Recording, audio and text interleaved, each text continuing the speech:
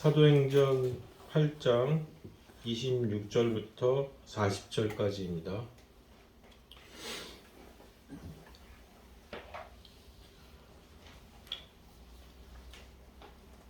봉독하겠습니다. 그런데 주님의 천사가 빌립에게 말하였다. 일어나서 남쪽으로 나아가서 예루살렘에서 가사로 내려가는 길로 가거라. 그 길은 광야 길이다. 빌립은 일어나서 가다가 마침 에티오피아 사람 하나를 만났다. 그는 에티오피아 여왕 간다게의 고관으로 그 여왕의 모든 재정을 관리하는 내시였다. 그는 예배하러 예루살렘에 왔다가 돌아가는 길에 마차에 앉아서 예언자 이사야의 글을 읽고 있었다. 성령이 빌립에게 말씀하셨다. 가서 마차에 바짝 다가서거라. 빌립이 달려가서 그 사람이 예언자 이사야의 글을 읽는 것을 듣고 지금 읽으시는 것을 이해하십니까? 하고 물었다. 그가 대답하기를 나를 지도하여 주는 사람이 없으니 내가 어떻게 깨달을 수 있겠습니까? 하고 올라와서 자기 곁에 앉기를 빌립에게 청하였다. 그가 읽던 성경 구절은 이것이었다. 양이 도살장으로 끌려가는 것과 같이 새끼 양이 털 깎는 사람 앞에서 잠잠한 것과 같이 그는 입을 열지 않았다. 그는 굴욕을 당하면서 공평한 재판을 박탈당하였다. 그의 생명이 땅에서 빼앗겼으니 누가 그의 세대를 이야기하랴. 내시가 빌립에게 말하였다. 예언자가 여기서 말하는 것은 누구를 두고 한 말입니까? 자기를 두고 한 말입니까? 아니면 다른 사람을 두고 한 말입니까? 빌립은 입을 열어서 이 성경 말씀에서부터 시작하여 예수에 관한 기쁜 소식을 전하였다. 그들이 길을 가다가 물이 있는 곳에 이르니 내시가 말하였다. 보십시오, 여기에 물이 있습니다. 내가 침례를 받는 데에 무슨 거리낌이 되는 것이라도 있습니까? 빌립이 말하였다. 그대가 마음을 다하여 믿으면 침례를 받을 수 있습니다. 그때에 내시가 대답하였다. 나는 예수 그리스도가 하나님의 아들이심을 믿습니다. 빌립은 마차를 세우게 하고 내시와 함께 물로 내려가서 그에게 침례를 주었다. 그들이 물에서 올라오니 주님의 영이 빌립을 데리고 갔다. 그래서 내시는 그를 더 이상 볼 수 없었지만 기쁨에 차서 가던 길을 갔다. 그 뒤에 빌립은 아소도에 나타났다. 그는 돌아다니면서 여러 성에 복음을 전하다가 마침내 가이사랴에 이르렀다.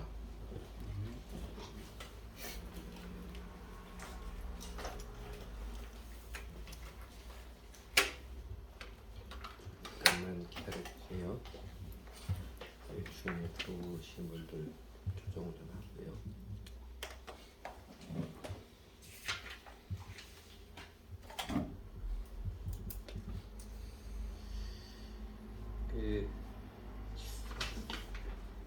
오늘 사도행전 8장 26절에서 40절 본문 빌립이 에티오피아 여왕 간닥의 국가 재정을 담당하는 관리 내시에게 개인 전도를 하는 이야기입니다. 성경에 구로도 자꾸 내시라고 번역되어 있는데 내시라는 말이 그렇게 좋은 말은 아니잖아요. 그래서 저는 장관이라고 할게요. 오늘날 같으면 국가 여왕의 그 국가 재정을 담당하는 관리니까 장관이라고 하겠습니다. 이런 장면이죠. 그 화면이 흐려서 모르겠지만 빌립이 이전에 그 사마리아에 예루살렘 큰 환란이 일어나서 사마리아에 피난 갔다 거기서 복음을 전하고 그 많은 사람들이 예수님 믿고 교회가 세워지고 했지요. 그런데 주님의 천사가 빌립에게 저 남쪽으로 빨간색 표시는 저 남쪽으로 내려가거라 무턱대고 그냥 뜬금없이 말씀을 하시지요. 내려갈 때 그때 예루살렘에 예배드리려고 돌아가는 그 장관 에티오피아의 그 재정을 담당하는 오늘날 같은 재무부 장관이겠죠. 장관이 저 남쪽 광야길로 가다 만나서 복음을 전하는 그 장면입니다. 그리고 만나고 나서 빌립은 해안가 도시 아소도 거쳐서 저쪽 가이사랴까지 올라갔다는 기록입니다. 빌립은 사마리아에서 큰 부흥의 주역이었고 그 에티오피아 장관은 예루살렘에서 예배를 마치고 돌아가는 중인데 광야 가사로 내려가는 광야 길목에서 만나서 요새 같으면 그 장관의 자가염에 올라타서 전도하고 복음을 깨달은 장관이 창밖에 보니까 물이 있는 곳이 보이자 차에서 내려서 나는 예수 그리스도가 하나님의 아들이심을 믿습니다. 이렇게 신앙 고백을 하고 침례를 받은 이야기입니다. 딱히 더 설명할 필요가 없는 명료한 이야기입니다. 그렇지만 우리가 주목하고 보아야 할 몇 가지 점들이 좀 있습니다. 그 중에 이제 첫 번째가 26절에 보면 그런데 주님의 천사가 빌립에게 일어나서 남쪽 광야길로 내려가거라 말씀하신 요 대목입니다. 여러분 빌립은 지금 사마리아에서 전도자로 부흥사로 한참 잘 나가고 있었는데 하나님 보기도 한참 유익한 일이잖아요. 느닷없이 주님의 천사가 나타나 거기 떠나서 남쪽으로 가라고 하시면서 그러면서 그 이름 광야길이다 하십니다. 고생 좀 할 거다 뭐 이런 뉘앙스지요. 여러분 뜬금없이 엉뚱한 지시를 하시는 성령님도 좀 이상하지만요. 또 그 말씀 듣고 그냥 쉽게 훌쩍 떠나는 그 훌쩍 남쪽 광야길로 내려가는 빌립도 만만치 않습니다. 아니 하나님은 제가 잘 나가는 꼴을 못 보십니까? 복음을 들어야 할 사람들이 많은 곳으로 가야지 왜 갑자기 저를 열심히 복음 잘 전하고 있는데 저를 광야로 가라니요. 저 유배 보내시려고 그러십니까? 이렇게 따지고 반박하고자 않았습니다. 여러분 우리들 삶에도 가끔 하나님께서 이유를 가르쳐 주지 않고 뜬금없이 말씀하실 때가 있지요. 그런데요 하나님께서 미리 가르쳐 주지 않고 파격적으로 인도하실 때는요 기대 이상의 좋은 선물을 안겨주시는 뜻이 있습니다. 하나님께서 내가 이렇게 붙들고 있는 좋은 것을 내려놓으라고 하실 때는요 더 좋은 길로 이끌으시는 하나님의 선한 뜻이 있기 때문입니다. 그러니까 하나님의 말씀하심이 분명하다면 하나님의 도전과 명령에 두려워하거나 염려하지 마십시오. 너희가 악할지라도 자식에게 좋은 것을 줄 줄 알거든 하물며 하늘에 계신 아버지께서 너희에게 좋은 것을 주지 않겠느냐. 예수님이 한 번에 이렇게 반문하시잖아요. 그 얼마나 좋으신 하나님이신지 기억을 하고 예수님 말씀 기억하고 어느 때나 좋으신 하나님 든든히 신뢰하며 따르시기 바랍니다. 그러니까 두 번째로 주목하고 싶은 모습은요 29절입니다. 성령이 빌립에게 말씀하셨다. 가사와 마차에 바짝 다가다오라. 성령님께서 빌립과 친밀하게 동행하시는 모습입니다. 뭐 아까 앞에도 봐도 26절 광야로 내려가라 말씀하심도 그렇고 29절에 있는 것처럼 가서 마차에 바짝 다가서라. 그건 정말로 옆에서 동행하시다가 귀에 속삭이듯이 말씀해 주시고 그 빌립은 그 성령님의 음성을 듣고 자연스럽게 다가가지요. 여러분 성령님의 음성을 듣고 응답한 적이 있었습니까? 이게 특별한 사람의 특별한 영적 자질이 아닙니다. 정직한 신앙생활에 들어가는 거듭난 그리스도인은 누구나 경험하는 은혜의 선물입니다. 성령님의 음성을 못 듣는 것은요 교회에 오래 다녔지만 사실은 정직한 신자가 아니기 때문에 그렇습니다. 그 YM 선교단체 사람들이 한때 이제 그런 거 했잖아요.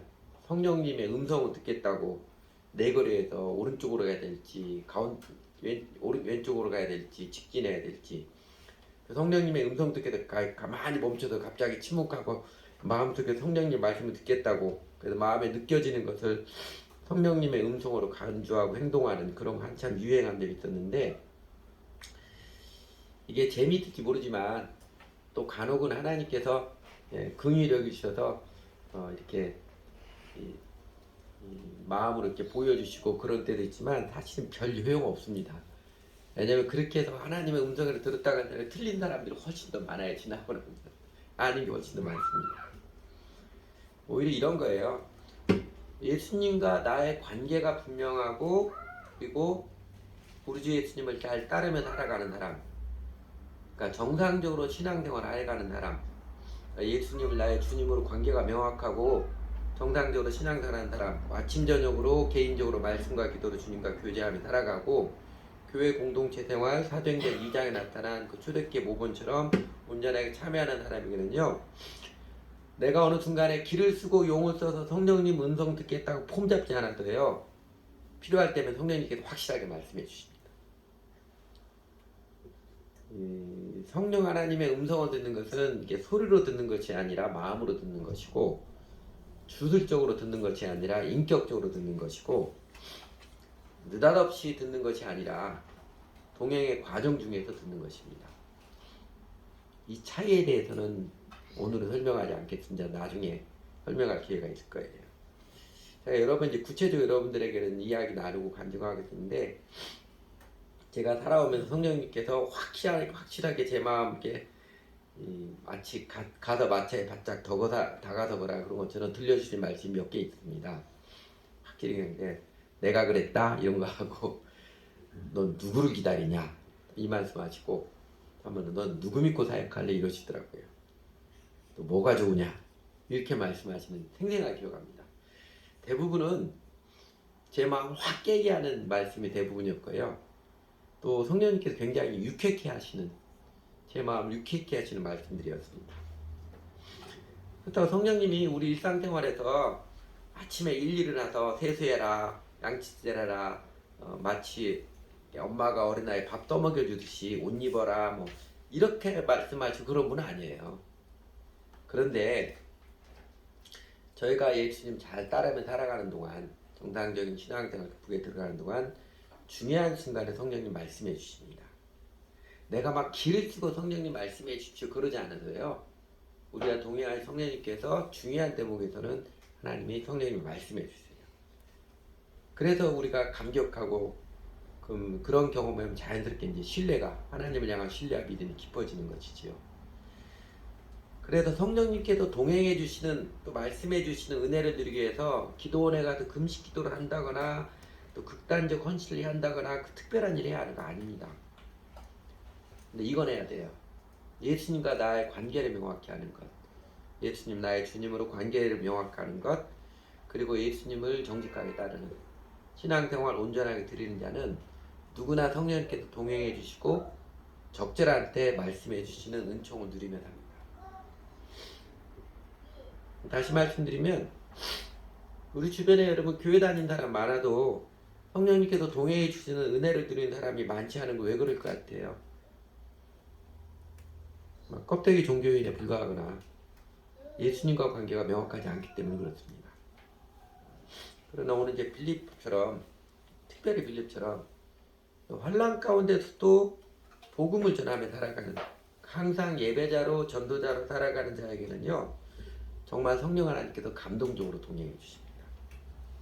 여러분 우리 모두도 정직한 신앙생활을 통해서 성령님께서 동행해 주시는 은혜를 누리며 기뻐하며 감격하며 살아갔으면 좋겠습니다. 그 세 번째로 그냥 지나칠 수 없는 짚고 넘어가고 싶은 대목은요, 이 에디오피아 장관이 신앙 고백을 하며 침례를 받는 장면입니다.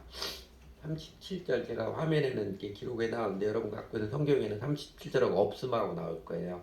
그리고 각주 달려서 밑에 보면 어떤 사본에는 나와 있습니다. 그러니까 37절, 빌립이 말하였다. 그대가 마음을 다하여 믿으면 침례를 받을 수 있습니다. 그때 내시가 대답하였다. 나는 예수 그리스도가 하나님의 아들이심을 믿습니다. 사도행전의 그 신약성경 사본이 한 4,000개 됩니다. 사도행전의 사본도 한 2,000개 돼요. 사도행전에 어떤 사본에는 있고 어떤 사본에는 없는데, 근데 좀 아쉬운 게 왜 성경판에 가면서 이 좋은 구절을 왜 없는 것으로 우선적으로 표기했는데 그건 좀 아쉽습니다. 에디오피아 장관이 명확한 신앙 고백을 하지요.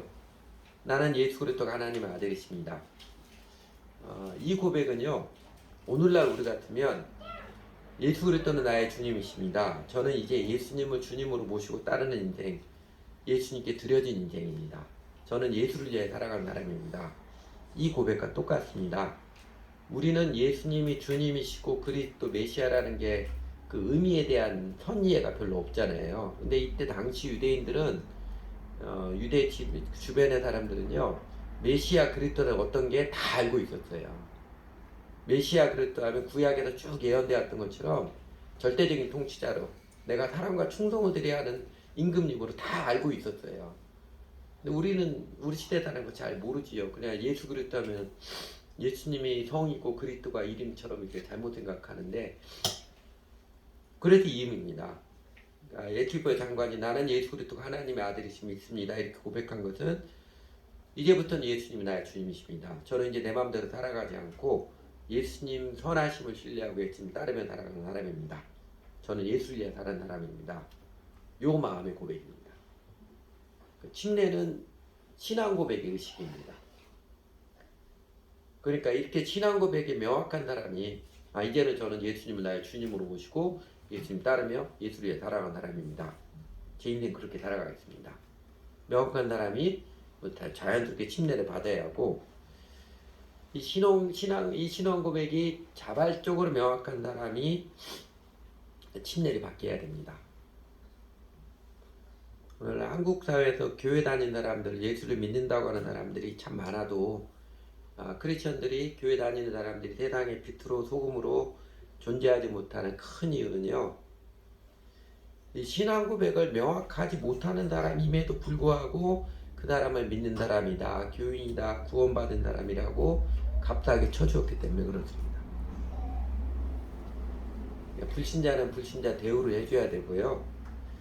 그가 예수님을 알고 예수님을 나의 주님으로 명확하게 기쁘게 신앙 고백할 수 있도록 도와주고 또 그렇게 신앙 고백하는 사람들에게 침례를 주고 교인으로 인정해 줘야 하는데 다른 목적 때문에 아마 대부분은 일요일날 교회당에 모이는 사람 숫자들이라는 거기에 목매여서 이 명확한 신앙 고백의 믿음을 두루뭉실하게 또 쉽게 편하게 적당히 교회에 잘 나오면 되는 것처럼 만들었기 때문에 크리스천들이 세상의 빛으로 소금으로 드러나지 않고 오히려 세상 사람들의 지탄에 받는 이 병폐적인 현상, 병든 문화가 나온 것입니다. 해결 방법은 간단합니다. 에티오피아 장관의 모습처럼 예수 그리스도가 나의 주님이십니다. 이 믿음을 분명히 하는 사람들을 세워가는 것, 복음을 정직하게 온전하게 전하는 복음을 정직하고 온전하게 전하여서 그렇게 자신이 기쁘게 저는 이제는 예수님에 살아가는 사람입니다. 이 신앙 고백을 기쁘게 하는 사람을 한 사람 하나씩 세워가는 것입니다. 그리고 아마 우리 시대 이 정직한 믿음의 도를 타협하지 않는 뚝심의 사람들을 하나님께 사용하셔서 대한민국 교회를 교회답게 하시는 역사를 이루어갈 것이다. 이렇게 소망합니다. 이렇게 오늘 본문에서 그냥 지나칠 수 없는 중요한 원리를 잠깐 살펴보았고요. 사실 제일 주목할 모습은 이것입니다. 바로 이제 빌립의 모습을 보여주는 것처럼 전도하는 삶의 감동과 아름다움입니다. 여러분 오늘 본문 빌립이 에티오피아 여왕 간닥의 국고를 맡은 장관에게 전도하는 모습 우리가 한번 읽어도 참 낭만적으로 느껴질 정도로 아름다운 그리고 잔잔하지만 깊은 감동이 밀려오지 않나요? 근데 여러분 이 빌립이 아무것도 안 하고 있다가 느닷없이 우연히 에티오피아 장관에게 전도한 것 아니지요? 그는 평소에 심지어 환난을 당해서 피난을 간 처지에서도 복음을 전하며 살았습니다. 그러니까 사람들에게 복음을 전하며 살아가는 게 일상생활이었습니다. 그리고 더욱이 그는 사도가 아니었지요. 근데 오늘 같으면 목사 전도사가 아니었습니다. 그냥 교회 예수님 잘 믿고 다니는 사람이었어요. 초대교회와 현대교회가 다른 것, 초대교회, 현대교회가 능력이 확연하게 차이 나는 것은요. 초대교회는 사도가 아니어도 전도자의 삶을 살아가는 교인들이었는데 현대교회에서는 목사도 전도사도 전도 안 하기 때문에 그렇습니다.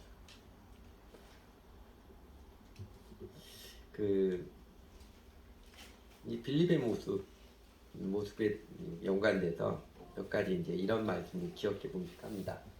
먼저 여러분 이사야 52장 7절 옛날 구약 그 이사야 예언서에도 보면 그러지요. 좋은 소식을 전하며 평화를 공포하며 복된 좋은 소식을 가져오며 구원을 공포하며 시온을 향하여 이르기를 내 하나님 통치하신다는 자의 산을 넘는 자의 발이 어찌 그리 아름다운고. 이게 문맥에서는 이제 파수꾼들의 노래입니다. 파수꾼들의 노래인데 그 노래처럼 하나님께서 좋은 소식을 전하는 사람들, 전도자들을 아름다운 사람이라고 선포하고 하나님께서도 아름답게 보십니다. 이 말씀이 인용하여서 사도 바울도 로마서 10장 15절에서 그렇게 이야기했죠. 아름답도다 좋은 소식을 전하는 자들이 발이요. 탄성 고백입니다. 그러니까 전도자의 삶을 살아가는 사람을 하나님께서 아름답게 보시고 아름다운 사람이라고 선포하셨습니다. 그리고 또 여러분 예수님께서 한 사람 그 삭개오가 진정으로 회심하여 믿었을 때 예수님 마음에 너무나 기쁘고 감동받아서 이렇게 선포하셨지요. 누가복음 19장 10절에 있는 말씀처럼 인자가 온 것은 잃어버린 자를 구원하려 합니다. 하나 예수님 마음에 기쁨이 가득해서 이렇게 고백을 했습니다. 예수님은 사역의 초점이 명확했습니다. 한 영혼의 진정한 회심이 그것입니다. 예수님께서는 한 영혼이 회개하고 주 하나님께 진정으로 돌아가는 것을 최고의 가치로 여기셨습니다.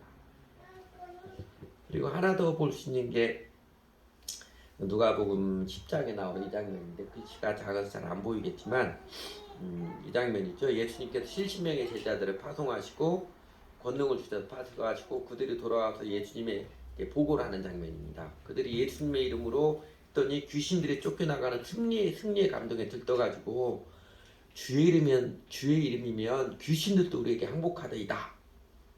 너무 신나서 보고했을 때 예수님께서 기쁘게 격려해 주시면서도 기쁘게 격려해 주십니다. 사단이 하늘로부터 번개가 찔러 내가 보았느라 맞장구쳐도 격려해 주시면서도 일침을 도와주신 말씀이 있습니다. 그게 맨 마지막 20절인데 정확히 보면 이렇습니다. 그러나 귀신들이 너희에게 항복하는 것을 기뻐하지 말고 너희 이름이 하늘에 기록된 것들을 기뻐하라 하시니라. 예수님께서 최고로 중요시하는 것이 한 사람일지라도 한 사람 이 사람이 진정으로 거듭나는 것, 진정으로 회심해서 예수님을 믿는 사람이 되는 것입니다. 다시 말씀드리면 여러분 주 예수님께서 최고의 가치를 여기는 게 한 사람일지라도 진정한 회심입니다. 주 예수님께서는 이 땅에 계실 때 많은 숫자의 팬클럽을 만드는 것 이런 것 따위는 관심 없었습니다. 오히려 사람들이 예수님을 이렇게 팬클럽 만들려고 했을 때 예수님 도망가셨지요. 뿔뿔이 다 흩어버리시고 도망가셨고 그냥 몇 사람일지라도 진정한 회심자 진정한 제자를 삼으시는 사역의 초점과 목표가 예수님은 굉장히 명확했습니다. 그러니까 이런 예수님이시니 그리고 하나님께서도 앞서 보았던 걸 아름답도다 선포하시는 마음이니 여러분 빌립처럼 일상의 삶을 전도자로 살아가는 그 사람들의 마음을 그 사람들 보시고 하나님께서 얼마나 큰 기쁨을 주실 것이며 빌립 같은 사람의 마음에 얼마나 아름다운 감동을 내려주시겠습니까? 빌립 자신도 주님의 천사가 성령이 느닷없이 광야로 내려갈 때 약간 의아해할 수도 있겠지만 기꺼이 순종하여서 수고로이 광야에까지 내려가서 에디오피아 장관에게 복음을 전하고 그에게 침례를 줄 때 그 마음이 얼마나 기쁘고 얼마나 감격이 컸겠어요. 실제로 저도 좀 어설프게 했지만 여전히 작은 모습에 전도자 살아가면서도 제 삶의 처음에서 하나님 꼭 그 기쁨들을 내려주십니다. 교인들 만나 수다 따라가는 건 쉬워요. 재밌잖아요. 그죠? 그러나 아직 예수님 안 믿는 사람들 만나서 예수님이 또 권해야 되는 사람들 이런 사람들은 찾아가러 갈 때는 쉽지 않습니다. 제 자신을 극복하고 가야 돼요. 종종 가기 싫음을 굉장히 느끼고 어떤 때는 굉장히 방해하는 것 같은 것도 느끼기도 합니다. 근데요 그렇게 찾아가서 그 사람이 단번에 예수님 믿지 않더라도 그에게 예수님 믿도록 권하든지 말을 안 하더라도 사랑으로 격려해주고 하면 그렇게 하면은요 전도자의 삶을 살아가는 직접적으로 살아갈 때 돌아오는 발걸음은 다릅니다. 돌아오는 심령 확연히 달라져요.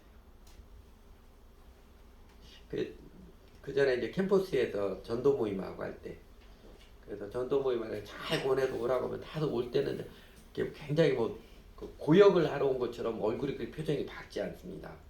그래서 우리 둘씩 짝을 지어서 사람들에게 만나서 복음을 전하고 좀 그 이야기 해보고 그러고자 하자. 그러고 돌아오면은요 물론 한 사람도 예수 믿는 사람도 없었고 또 대부분 많이 거절당했는데 그러나 돌아올 때 마음들이 얼굴이 확 달라집니다. 하나님이 그렇게 격려해 주세요. 기쁨을 주십니다. 여러분 활력 있는 삶, 내 영혼이 소생하고 기쁨과 감격의 날을 살고 싶습니까? 그렇다면 여러분 빌립이 환난을 당하면서도 그래서 피난민 생활할 때에도 전도자라 살았듯이 여러분도 전도자의 삶을 배우고 도전해 보십시오. 하나님께서 확실하게 동행해 주시며 마음의 기쁨과 감격을 내려주심을 체험할 수 있을 것입니다. 그러면 여러분 우리도 이 성령님의 친밀한 동행, 기가 막힌 손길들을 체험하면서 기쁨과 감격을 누리는 전도자의 삶을 위해서 무엇이 필요하겠습니까? 우리는 어떻게 아름다운 전도자의 삶을 살아갈 수 있겠습니까? 무엇보다도 우선요, 복음을 잘 아십시오. 예수 믿는 도리가 뭔지 그걸 잘 아십시오. 복음의 내용에 정통하십시오. 베드로전 3장 15절에 이런 말씀이 있지요. 너희 마음에 그리스도를 주로 삼아 거룩하게 하고 너희 속에 있는 소망에 관한 이유를 묻는 자에게는 대답할 것 항상 예배하되 온유와 두려움을 하고. 무슨 말이에요? 우리가 주 예수를 믿고 따르는 이유와 소망을 다른 사람에게 명확하게 대답할 수 정도로 준비하라고 가르쳐 주었습니다. 우리 안 믿는 친구들이 너 교회 다니면서 예수 믿는다며? 예수 믿는 게 뭐냐? 너 왜 예수 믿니? 물어보면 명확하게 대답하시고 대답을 준비하라. 좋은 방법이 이제 사형리나 또 이제 브릿지, 영생에 이르는 하나님의 선물, 영생에 이르는 다리 이렇게 그려가면서 여러분 복음을 그렇게 소개하는 데에도 여러분들 여러 번 연습해서 잘 익혀두시면 매우 유익합니다. 그리고 이 복음의 내용을 환히 알게 되면은요 전하고 싶어집니다. 이 사형리나 영생에 이르는 다리, 브릿지 예수를 왜 믿어야 하는지 복음을 잘 요약해주는 아주 탁월한 방법입니다. 요거 설교 준비하면서 근데 기회를 잡아서 저희도 성경학교 시간에 이거 가지고 우리 인도자들은 많이 했으니까 이거 가지고 또 시연을 하고 서로 연습하고 이런 기회를 여러 번 가져야 할 것 같아요. 그리고 이제 그걸로 전할 때 포함된 성경풀이 한 10개 정도 되는데 10개 정도는 하나씩 외워가지면 뭐 그렇게 어려운 거 아니잖아요. 외워가지고 해놓으면 아주 재밌고 유익합니다. 근데 이제 한 가지 이 사형리나 브릿지 전도 방법에도 보완해야 될 결정적인 건 한 가지가 있습니다. 맨 나중에 그러니까 이제 모든 사람이 죄를 범한 죄의 형벌 그리스도가 형벌을 받은 이 순서지는 맨 마지막에 예수님을 믿어야 되는 결단에서 그냥 이게 뭔지도 모른 채 의미 제대로 설명하지도 않은 채 영접기도 따라하면 구원받는다. 그렇게 해서는 안 됩니다. 예수님을 주님을 믿는다는 의미를 명확히 전해줘야 합니다. 그래서 저도 예전에 그런 시행착오 많이 겪었는데 그 자리에서 빨리 어떻게든지 서둘러서 영접기도 따라하게 하려고 하면서도 이 사람 마음이 지금 별로 아닌데 강권하니까 그냥 따라주는 것인데 그렇게 하지 말고요. 그 자리에서 어떻게든 서둘러 결단시키려 하지 말고 무슨 영업 실적 늘리듯이 나 몇 사람 또 영접기도 시켰다 이런 거 하지 마시고요. 그 사람이 진정으로 생각해서 내가 정말로 예수님께 자신의 생애와 영혼을 의탁하고 살아갈 것인지 인격적인 결정이 있도록 도와줘야 합니다. 그래서 제가 우리 교회에서 대부분 우리 교회 이제 요새는 좀 안 하고 있는데 기본적으로 성경 암송 내비게이터나 69절은 하도록 권하잖아요. 성경할 때 복습하고는데 또 다시 또 복습 좀 해야지요. 69절 중에 그 B파트가 그리스도로 전도하는 거에 대한 복음에 대한 성경 구절인데 그 중에 그 마지막 9번, 10번 두 개 그리스도를 모셔야 하면 때 이게 이제 결신 초청이죠. 내비게이터 성경 나온 거 요한복음 1장 12절에 요한계시록 3장 20절 해가지고 영접기도 하도록 유도를 했는데 내가 이거 바꿨지요. 저거 하지 말고 저희 교회에서는 저거를 하지 않고 요거만 써야 됩니다. 사도행전 2장 38절 베드로가 이르되 너희가 회개하여 각각 예수 그리스도로 침례를 받고 죄사함을 받으라 그리하면 성령을 선물로 받으리니 내중침전 살던 마음 내려놓고 회개하고 침례를 받는 것, 아까 보았던 것처럼 난 예수 그리스도 나의 주님이십니다. 그 마음으로 믿으시겠습니까? 이게 추천이에요. 요걸 해야 됩니다. 다른 말씀을 하면 로마 10장 9절 10절 말씀이죠. 내가 만일 내 입으로 예수를 주로 주님으로 시인하며 또 하나님께서 그를 죽은 자 가운데 살리시고 내 마음에 믿으며 구원 얻으리라. 부활하신 예수님 이제는 나의 주님으로 모시고 달아가겠습니다. 이게 이제 믿음이죠. 요거로 바꿔줘야 됩니다. 그러면 사람들이 쉽게 예수님 믿겠다고 하지는 않을 거예요. 그러나 그 사람들이 진지하게 이렇게 예수님 믿을 것인지 생각하게 하고 또 우리가 여러 가지 모습 사랑으로 여러 가지 모습 깨우쳐서 마침내 인격적인 결정이 또 기다려지고 그래야지요. 그래도 그가 정말 자발적으로 스스로 이제는 제가 예수님이 십자가에서 죽으신 만큼 나를 사랑하시는 걸 내가 받아들이고 알고 예수님께 내 인생을 맡기고 살아가겠습니다. 내 마음대로 내 인생 살았더니 이게 쉽지 않네요. 너무 힘드네요. 사실 그러잖아요. 그 이제는 예수님을 나의 주님으로 살아가겠습니다. 그 결정이 있도록 기다려주고 뒤에서 기도해주고 사랑으로 깨우쳐주고 그래야죠. 오늘 빌립의 전도를 받은 에디오피아 장관이 나는 예수 그리스도가 하나님의 아들이십니다. 이렇게 명확한 신앙 고백을 했듯이 우리 이웃들에게 우리가 이웃에 복음을 전하는 사람들이 그 사람들이 잘 생각해서 진정으로 예수 그리스도 나의 주님이십니다. 저는 예수님께 드려진 인생 예수님의 제자로 살겠습니다. 이 고백을 기쁘게 하는 마음이 되도록 도와줘야지요. 그래서 여러분 그 브릿지 전도하는 그거는 우리가 같이 익혀가지고 잘 익혀두면 좋을 것 같아요. 아주 유익합니다. 그리고 또 이런 거죠. 전도자의 삶을 잘 살도록 저희 교회가 그 신앙 입문 과정 중에 했던 복음과 인생 하나님 나라 구원 그 내용을 여러분 잘 배우고 익히고 그리고 여러분도 가르쳐 보십시오. 가르치면서 많이 배웁니다. 나 한 번 했어요. 그거 넘어가지 말고 한 번에는 다 기억하는 사람 없잖아요. 필요하면 다시 가르쳐줘도 해서 다시 배우기도 하고 그리고 용기를 내서 여러분이 다른 사람 가르친다면 제가 이렇게 이런 게 포인트입니다. 그 인도자 가이드도 있고 인도자 교환도 있고 가르쳐서 한번 가르쳐 보십시오. 그러면 복음이 진리를 더 명확히 알게 되고 자연스럽게 복음을 나도 전하고 싶어 하는 마음도 생기게 되고 복음을 잘 전하는 전도자로 준비가 잘 될 것입니다. 그러니까 제 경험해 보니까 그렇습니다. 이게 사람들에게 이제 브릿지 통해서 한번 복음을 핵심적으로 소개하고 그렇게 예수님께 인생을 의탁하고 예수님 주님으로 관계를 맺고 따를 것인지 한번 잘 생각하도록 도움이 되도록 복음과 있는 성경공부를 한번 해주십시오.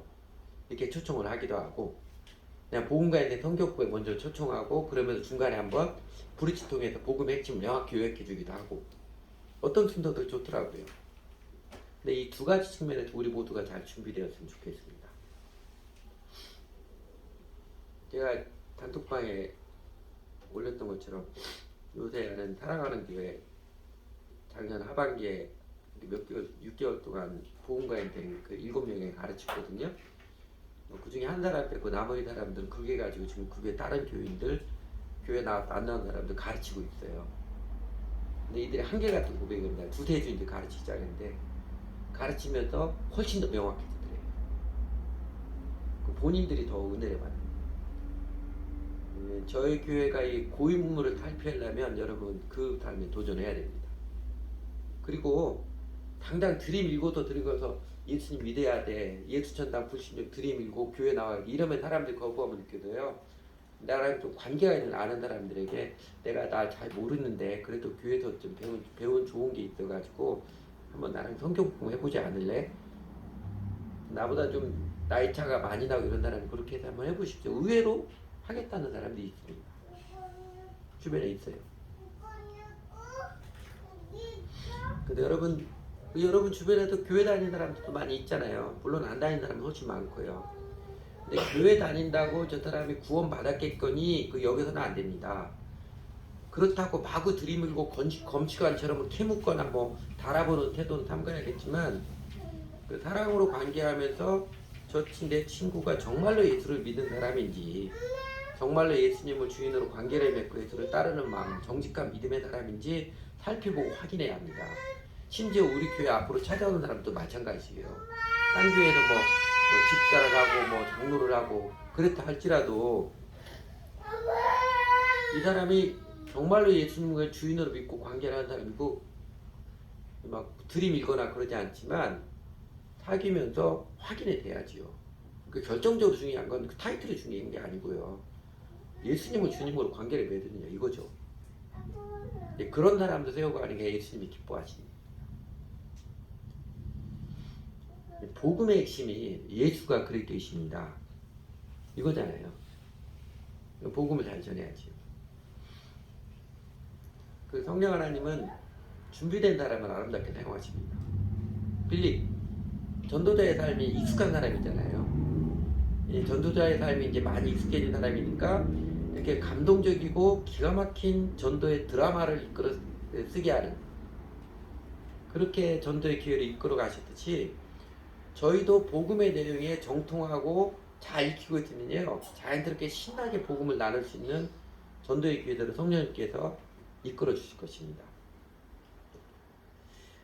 그러면서 우리들의 심령도 기쁨과 활력이 넘쳐나게 되고 우리들의 삶도 하나님 보시기에도 아름답고 우리들 서로 보기에도 아름답게 보이고 우리들 무엇보다 우리 스스로 마음 안에서 하나님께서 아름다운 감동들을 많이 내려주심을 체험하며 감격하며 살아가는 것입니다.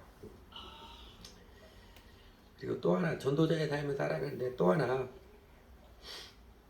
어쩌면 더 쉬운 더 좋은 방법이 하나 있습니다.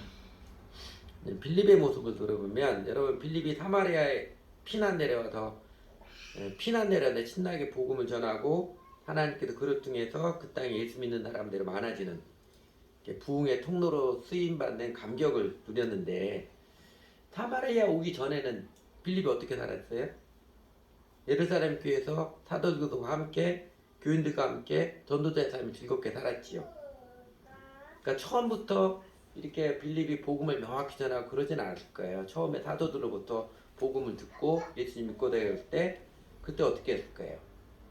사람들에게 자기 이웃들에게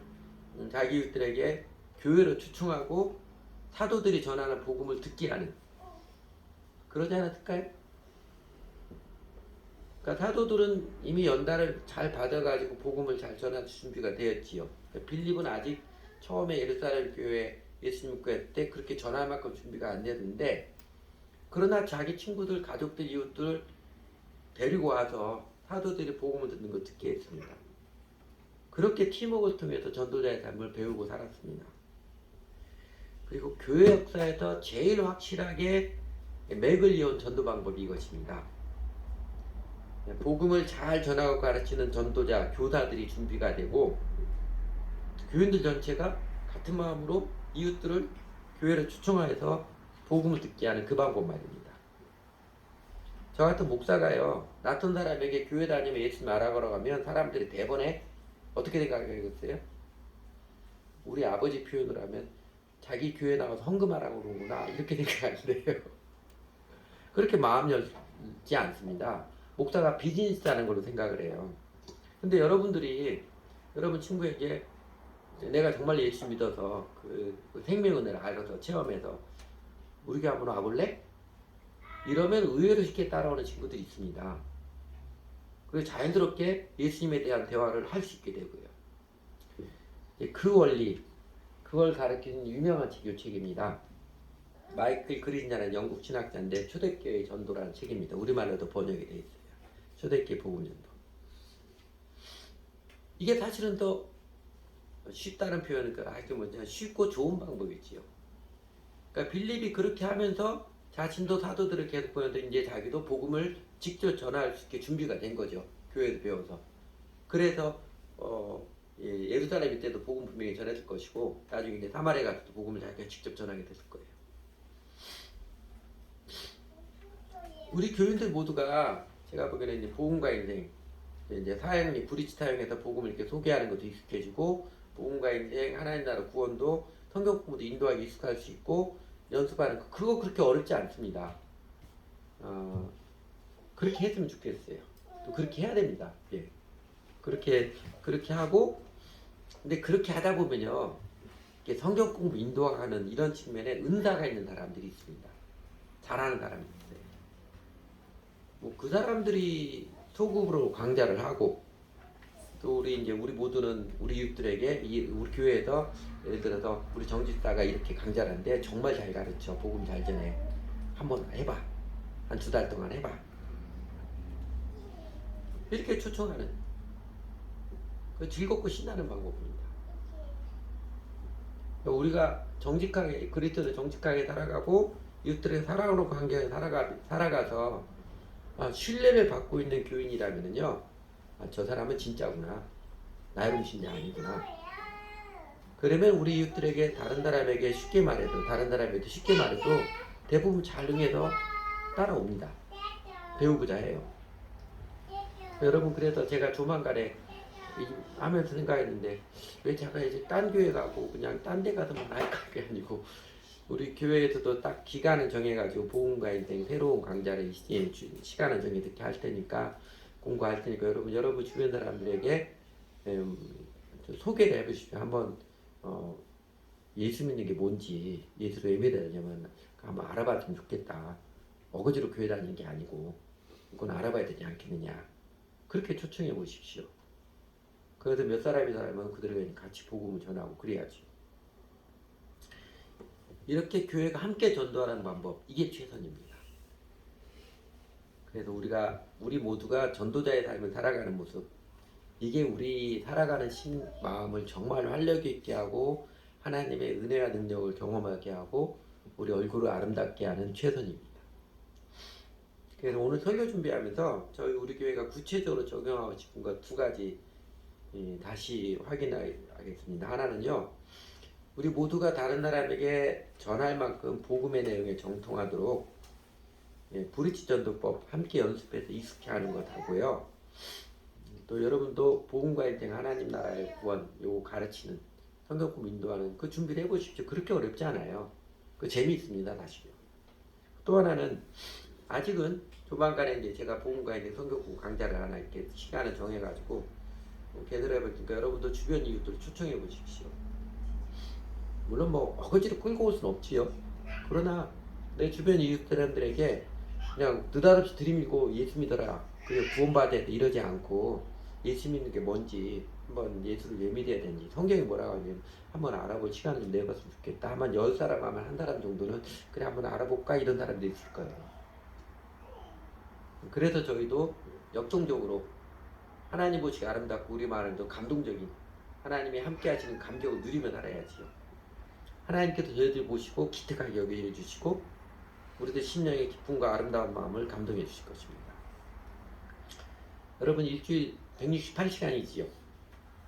여러분 168시간 어떻게 사용하겠습니까? 168시간 온통 내 자신에게만 몰빵하고 있지 않나요?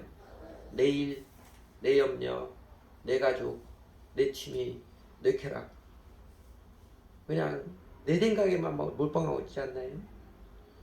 우리가 예수님을 주로 믿고 따르는 신자들로서, 신자들은 재물의 11조 자연스럽게 드리듯이 시간의 11조, 16.8시간. 다른 사람을 사랑하는 데 들어가면 아름답지 않겠어요? 유대인들이 그 11조 헌금 3종류였잖아요. 레인들에게 하는 거하고 이웃들과 회식하는 데 11조 있는 것처럼, 내가 살아가는 일주일 168시간 중에 그 중에 11조 다른 사람을 사랑하고 하는데 들어가는 것, 복음을 전하고 그래서 영적으로 붙들어지는 데 들어가는 모습, 아름답지 않겠어요? 하나님을 보시고 감동을 받으시고 하나님께서 기쁨으로 함께 해주시는, 사랑으로 함께 하시는 손길을 확실하게 내려주시지 않겠습니까? 오래전에 이런 노래 있었지요. 1998년에 나왔던 대중가요. 사람들이 성가 같은 대중가요라고 그러는데 뭐 여러분도 많이 알고 있을 거예요. 지금 이제 목사님이 된 하덕규 씨가 작사하고 작곡하고, 조성모 씨인가 알고 부른 노래죠. 시인 같은 경우는 가시나무라는 노래 있잖아요. 이 노래 많이 아시죠? 첫 가사가 이렇습니다. 내 속엔 내가 너무도 많아, 당신의 쉴 곳 없네. 내 속엔 헛된 바람들로 당신의 편할 것 없니.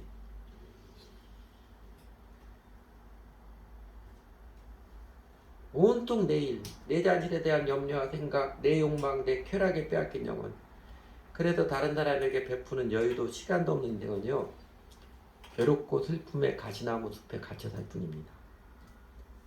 자아의 우물을 벗어나서 온통 내 자신에게만 집중된 마음을 내려놓고 다른 사람을 사랑하며 살기에, 이웃에게 하나님의 사랑의 복음을 전하며 살기에 마음을 활짝 열고 발걸음을 내딛어 보십시오.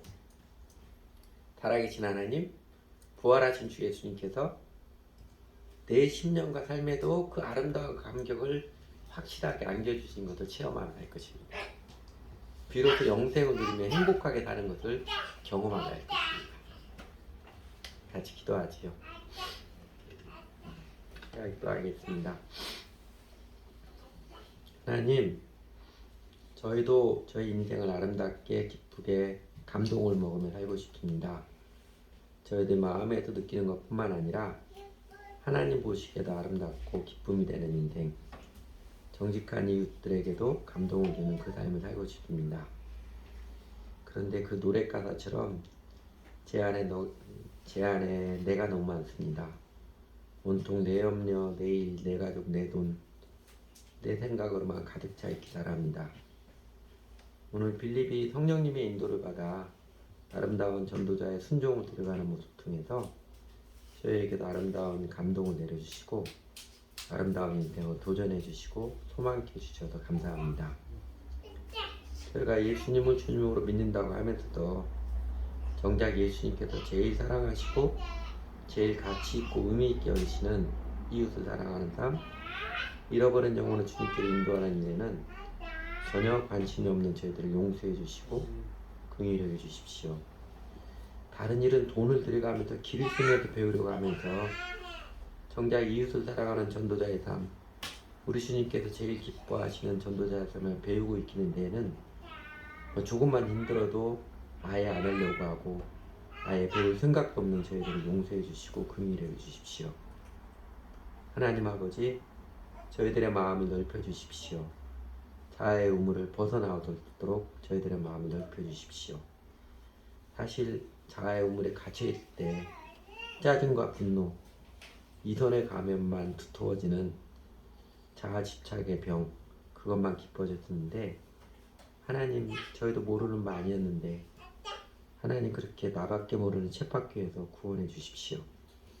기꺼이 내 시간, 내 소유, 힘을 들여서 하나님을 사랑하며 이웃을 사랑하며 사는 삶을 배우며 그렇게 주님을 따르며 살아가도록 붙들어 주십시오.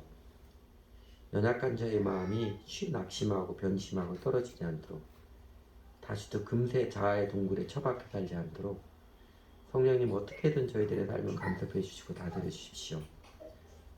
정 안되면 고난을 통해서라도 저희가 제대로 살 수 있도록 하나님 이끌어 주십시오. 저희가 작은 마음, 어설픈 몸짓으로라도 이웃을 사랑하는 삶, 전도자의 삶을 배우고 따를 때 주님께서 어여삐 여겨주시고 기특하게 여겨주셔서 주님께서 환하게 기뻐하신 얼굴빛을 보여주시고 저희 심령의 기쁨의 감동, 아름다움의 감격을 내려주셔서 저희가 더욱 신나게 용기를 내어서 이웃 영혼들을 사랑하는 삶, 전도자의 삶을 익혀가도록 그렇게 아름다운 인생을 살아가도록 이끌어 주십시오. 예수님 이름으로 기도드렸습니다. 아멘. 오늘 복음을 전하는 주님의 사랑을 전하고 싶은 마음의 찬송, 이 찬양 함께 부르면서 고백드리겠습니다.